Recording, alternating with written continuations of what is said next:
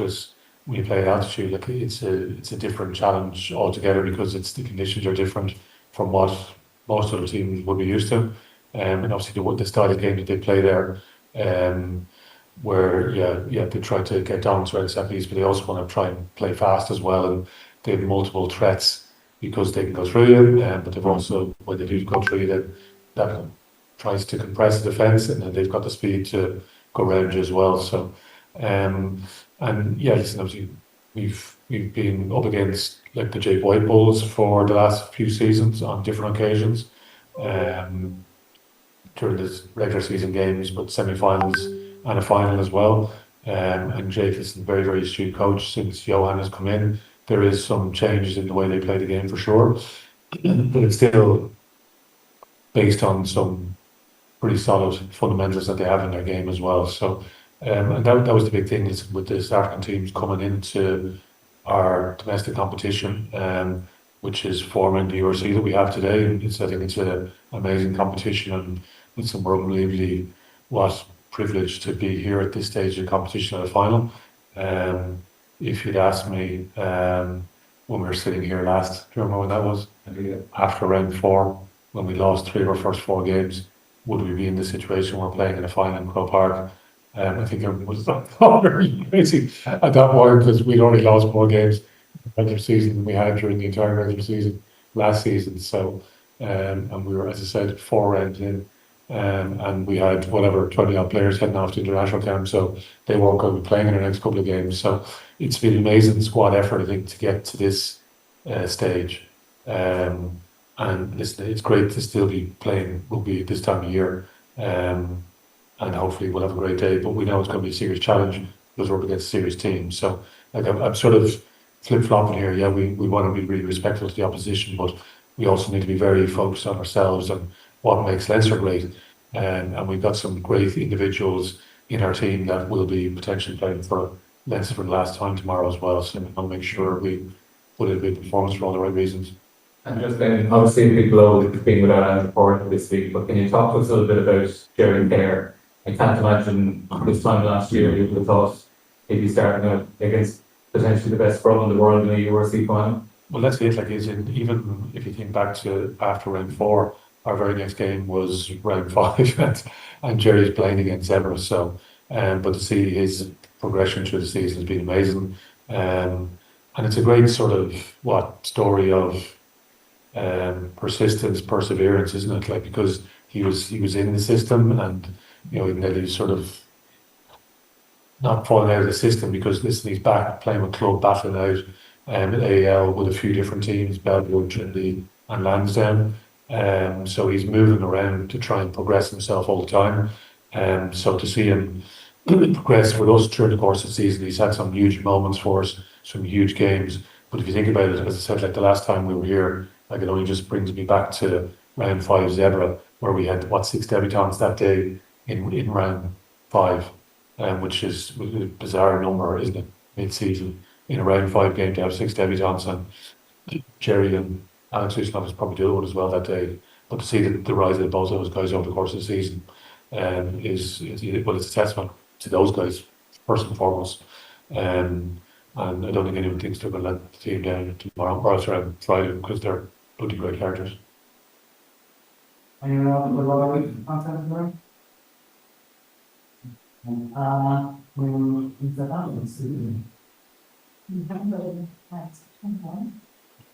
Anybody in South Africa or not in the room who'd like to ask questions, please put up your virtual hand.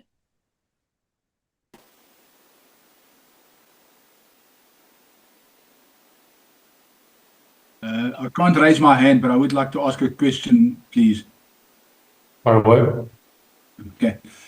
Leo, given the player that you lost in the front row, how much of a bigger challenge would the scrums be or the set pieces be for you?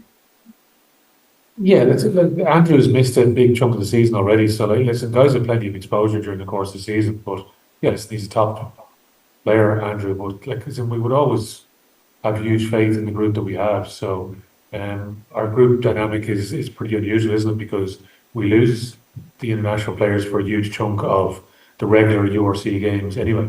So everyone just gets plenty of time during the course of the season. We use a lot of players, probably, I don't know, is it more than other teams, but guys get lots of exposure, and everyone needs to be ready at any moment, and it's one guy down, next man up. So we don't try to get too bogged down by that. Yeah. I know you said you respect the opposition, but what about your team do you think poses the biggest threat to them without giving tactics away? When you look at like the last season's final, you know, the guys when they're playing at home, like in front of friends, family, like it means a huge amount to them, as you imagine. And similar for the Bulls team, in terms of what they've had to do to get to this point as well. And they've had their challenge during the course of the season. New coach coming in, and listen to all the disruptions they've had at different stages. So, but that's the beauty of the season that we have, isn't it? So it's very much on the day now. So yeah, it's been a little bit unusual. We've had 12 games in a row, and then you had a weekend off. So it was weird that last weekend in terms of the prep part of that. So we see Bulls on the flip side. Listen, they're up in Murrayfield, and they fly back to South Africa, spend time with their family, and they come back again for a fresh week this week. So it's a huge game. Two very, very good teams. It's on the day. Our guys over the course of the season, listen, you can see when we click the quality that's in the group, and we need to make sure we go and show what we're about as a group this week, individually and collectively. So, but the Bulls, as we saw in the semi-final against Glasgow, they don't fear coming away from home. Glasgow again, probably been the form team this season, and obviously finished top of the log as well. So, listen, we know, and even Glasgow 21-3 in that game ahead, you can see the Bulls, they just stay in the fight. So listen, we just need to make sure we're really clinical in everything that we do. And pulling Bulls under as much pressure as possibly can, but like that's easy saying that. The hard part is actually doing it. Yeah. Last one from me. Does it say something about the competition that two teams that you struggled, you had your own struggles, well documented with being able to select your frontline selection? The Bulls had a poor start. You both guys, in the latter half or the second half of the season, came together and are now in the final. Yeah, time you're wrong is the key, is it? And that's the thing. Like you just need to get all the way through. Listen, it's the second final we've been. It's our 7th playoff game this season, and it's it's been a really enjoyable season from our point of view. Like as in we've a great group. As I said, like we've got some guys finishing after this weekend have been amazing servants for Leinster Rugby. Some other guys that are a little bit shorter in the building, but have been brilliant characters to work with. And yeah, listen, I think every team goes through this at this time of season. So it's the last game, and this is now the last game. So we've done, listen, the group have worked incredibly hard. I mean, the playing group, but also the staff as well, to get the group to this point, and still be fit and firing. And it's, there is a little bit of sort of last man standing about it, isn't it? But that's the amazing thing about the competition, because, yeah, as I said, like we played Bulls, as you know, in round 2. So we came away from the tour of South Africa, where we got beaten 35-0 by Stormers, who we faced in the semi-final. And we lost to the Bulls, but it was 39-31, was it? And having beaten Bulls here in the final at the end of last season. So, like, there's all these different subplots during the course of a season. But you've got to battle it out for every single point to try and get yourself in the best possible shape.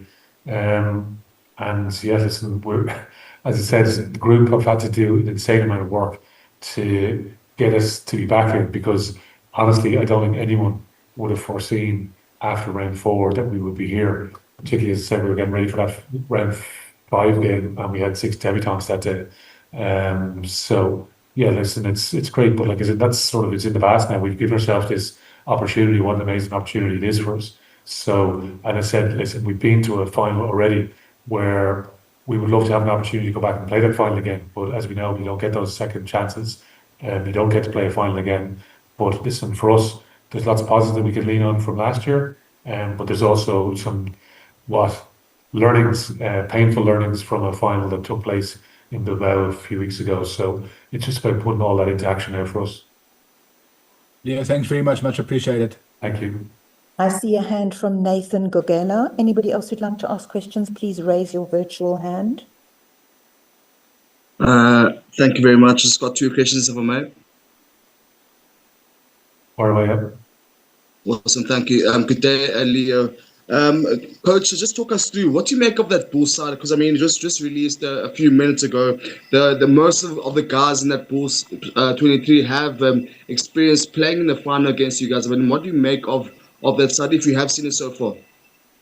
Yeah, there's no huge amount of quality, isn't there, in the team that the Bulls have assembled, and yeah, listen, I think huge credit. Listen, I'm very fond of Jake, who was there before, and listen, I think he did a great job in terms of assembling year on year, getting the squad better and better. And Johan, I know from his times, even when he was with Gloucester, we played Gloucester in a pre-season game, and he's steeped in this tradition as well, South African tradition, and he understands the mindset and what's important in terms of Bulls DNA. So, well, year on year, listen, we can see how the teams are getting stronger and stronger. So, yeah, it's a proper challenge for us, isn't it? But what else would you want, from our point of view? And as I've talked in the past about watching Bulls teams over the years, I saw Victor Matfield did some piece during the week, and watching the great Bulls team that he was part of, and how dominant they were in Super Rugby, and what a force they were in terms of the quality squad that they had. And listen, the Bulls squad is stacked with experience, lots of international experience there. So yeah, it's a serious test for our guys. But as I said, where else would you want to be and playing a final against a team like that? Then final one, if I may, just talk us through the impact of a Jacques Nienaber. Just to talk us through about these impacts with the squad this season.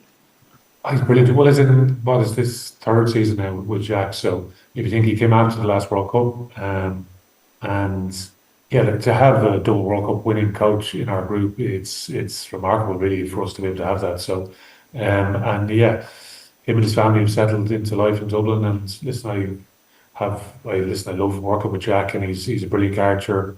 Gets the balance right between the fun part and the work part, which is important because over the course of a season, listen, you kind of live in each other's pockets as well. But he's been immense for Leinster Rugby in terms of what we've all learned from him, because he's a defensive genius, really, is the way I would see it. And listen, I would have admired lots of the great things that he's done with South Africa over the years.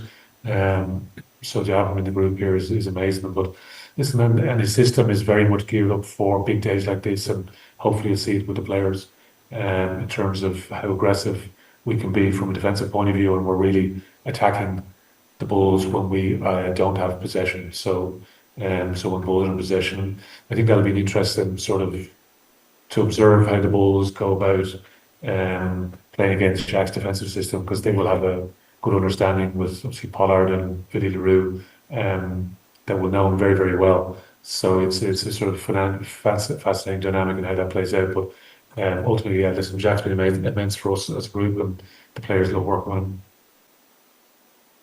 Hey guys, that's the end of the live section. We'll move into a